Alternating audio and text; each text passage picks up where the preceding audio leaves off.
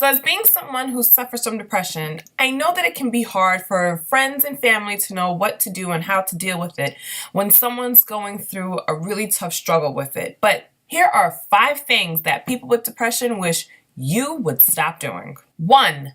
Stop ignoring us. Don't treat us like the elephant in the room. Part of depression is making you think and feel that you're all alone. So when friends and family start avoiding you, guess what that does? It reinforces that feeling that you're truly all alone. Now, I get it. It's weird. You don't know what to do. You don't know what to say. But ignoring us and avoiding us is definitely not the way to go. So if you want to know how to help us, just ask. Sometimes the best time to do this is when we're not having a depression low. Strike up a conversation. It could be as simple as, hey, I really want to be there for you and help support you with your depression. So if I notice that you're feeling low or that you're going through a rough time, what should I do to help you out the most? That's it. Just ask. 2, stop telling us that we should count our blessings because someone has it worse.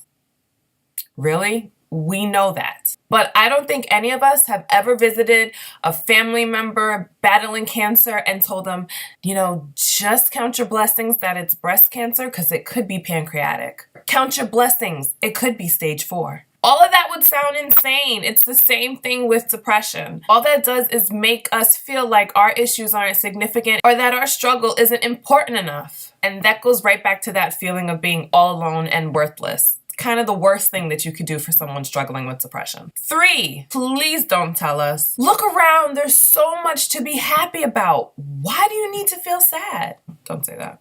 First of all, depression and being sad are 2 separate things. You know what's sad? When a baby's crying because it's missing its mother, or if someone fell and got hurt. Do we ever walk up to a baby who's crying and saying, oh my goodness, this baby is so depressed. Why are you so depressed, baby?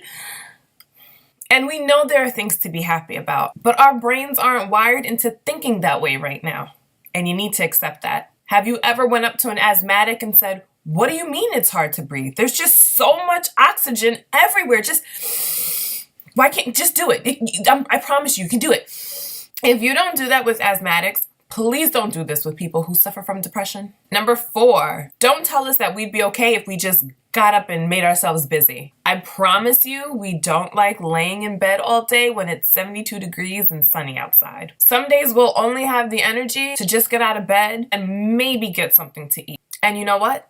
That's okay. We don't tell people who are battling the flu to just come on, get outside. Once you get some fresh air, you won't feel that flu anymore. Depression and other things are literally an illness of the mind. So you have to start treating them as such and stop believing that they're not real and they're made up. They're totally legit. Number 5, please don't discourage us from reaching out and getting professional help or the use of medication. I'm a firm believer in therapy. I'm very faith-based, but I also know that many of us have chemical imbalances that modern medicine can help. So if you have a loved one who talks about thinking that they may need to get help, they may need to see a therapist, they want to talk to their doctor, please encourage them to do so. If you have a family member that starts getting irregular heartbeats, you don't tell them things like, well, maybe if you think positively, your heart will start to beat on proper rhythm again. So the same way you'd encourage them to see a cardiologist who specializes in diseases of the heart, encourage them to speak to their doctor, therapist, psychiatrist, anyone who specializes with diseases of the mind. There's no stigma and nothing wrong in saying, I need a little extra help being able to get through the day and facing life. Maybe if we stop putting a stigma on mental health